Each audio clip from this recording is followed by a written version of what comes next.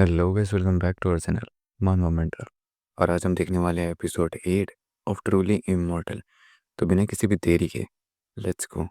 तो चैप्टर की शुरुआत में हम ये देख सकते हैं कि वहाँ पे एक एम्प्लॉय होता है जो बहुत ही ज़्यादा परेशान हो रखा होता है, क्योंकि पिछले एपिसोड में हमने देखा था कि जो इलेक्ट्रिसिटी है वो चली जा चुकी है। तो वो जो एम्प्लॉय होता है वो ये बोल रहा था है कि हाँ, मैंने अभी ही सारा फॉर्म फिलअप ख़त्म किया था एक रिपोर्ट का, पर मुझे चांस ही नहीं मिला उसे सेव करने के लिए।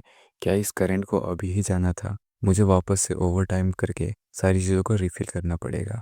तभी वो दहाई उस एरिया से पास हो रहा होता है और वो बोलता है कि कंप्लेन करना छोड़ो और जाके चेक करो कि सर्किट ब्रेकर का इशू क्या हुआ है। उसके बाद हम देख सकते हैं कि वहाँ पे एक सिक्योरिटी गार्ड होता है जो स्टेयर्स में ऊपर चढ़ रहा होता है, और वो उस एम्प्लॉय से पूछता है कि इस बिल्डिंग का पावर अचानक से चला गया, क्या सब कुछ ठीक है? तभी वो एम्प्लॉय ऊपर से ही जवाब देता है, ये सब कुछ ठीक है, मैं बस परेशान हूँ इस ख्याल को लेके कि मुझे बाद में जब करंट आ जाएगा तब ओवर टाइम करना पड़ेगा।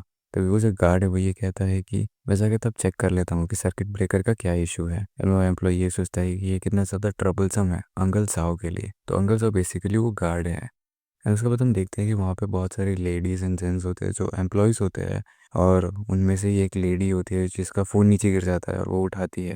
एंड वो अपना फ्लैश लाइट जला लेती है और वो ये बोलती है कि हाँ, ये क्या हो गया है, मेरे फ़ोन का जो फ्लैश लाइट है वो इतना ज़्यादा डिम क्यों है, क्या इसमें धूल लगी हुई है? एंड देखो वहाँ पे दूसरा जो एम्प्लॉय रहता है वो ये बोलता है, तो उस धूल को हटाने की कोशिश करो। जो हमारा कैरेक्टर रहता है उनके बीच में से ट्रैवल कर रहा होता है। एंड जो लेडी रहती है वो ये बोलती है कि मैंने ऑलरेडी इसको साफ़ किया है पर इससे कोई हेल्प नहीं मिली, इस फ़ोन में अभी भी डिम लाइट ही है। तभी जो हमारा कैरेक्टर रहता है वो बोलता है कि नहीं, ये मेरे फ़ोन का भी जो फ्लैश लाइट है वो इतना ज़्यादा डिम क्यों है? एंड तभी हम देख सकते हैं कि जो वो टैंग है उसका चेहरा बहुत ही ज़्यादा बोल्ड हो रखा होता है। एंड बाकी जो एम्प्लॉयज़ रहते हैं वो बोलते हैं कि हाँ, मेरा भी सेम ही हाल है। एंड अभी जो लेडी रहती है वो उस टैंग से पूछती है, तुम कुछ बोल रहे थे रेल्म ऑफ स्ट्रेंज के बारे में? एंड तभी जो दूसरा एम्प्लॉय रहता है वो ये कहता है कि रेल्म ऑफ स्ट्रेंज, क्या वो लोग भूतों के बारे में बोल रहे हैं? इस दुनिया में कैसे ही भूत आ सकते हैं? ये बस एक भद्दा मजाक है, ये और कुछ नहीं है, बस एक नेचुरल फिनोमिना है। एंड तभी वो लेडी बोलती है कि मुझे बहुत ज़्यादा डर लग रहा है, क्या मैं मारी जाऊंगी?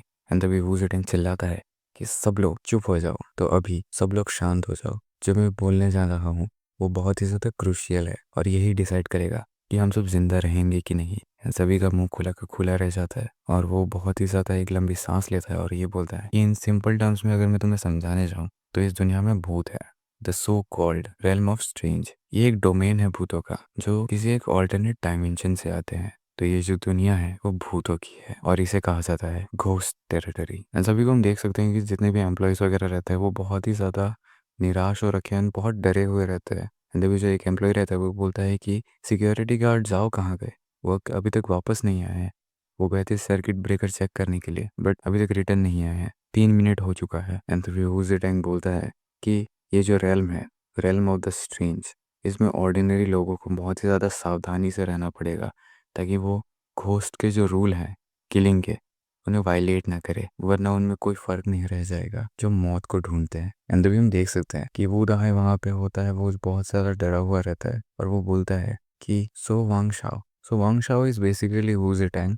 तो वो बोलता है कि वांग शाओ अब हमें क्या करना चाहिए? एंड तभी वू जिटैंग और एल्स वांग शाओ ये बोलता है कि अभी हमें एक रास्ता ढूंढना पड़ेगा यहाँ से बाहर निकलने के लिए, इस रेल्म ऑफ स्ट्रेंज से बाहर निकलने के लिए, वरना यहाँ पे जितने भी लोग हैं सब भूतों से मारे जाएंगे। एंड तभी जो हमारा कैरेक्टर रहता है यानी कि फांग शियो वो लोगों के बीच में ही रहता है, बट उसे एक बहुत ही ज़्यादा अजीब सी फीलिंग आती है और ये सोच रहा होता है कि ये जो फीलिंग है वो बहुत ही ज़्यादा फेमिलियर है और ये गलत नहीं हो सकती, ये पक्का ही एक घोस्ट है। एंड तभी जो चैप्टर रहता है वो ख़त्म हो जाता है।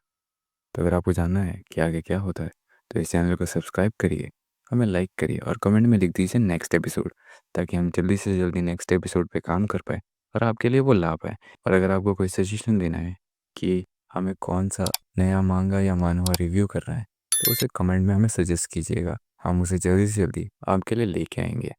तो तब तक के लिए बाय बाय।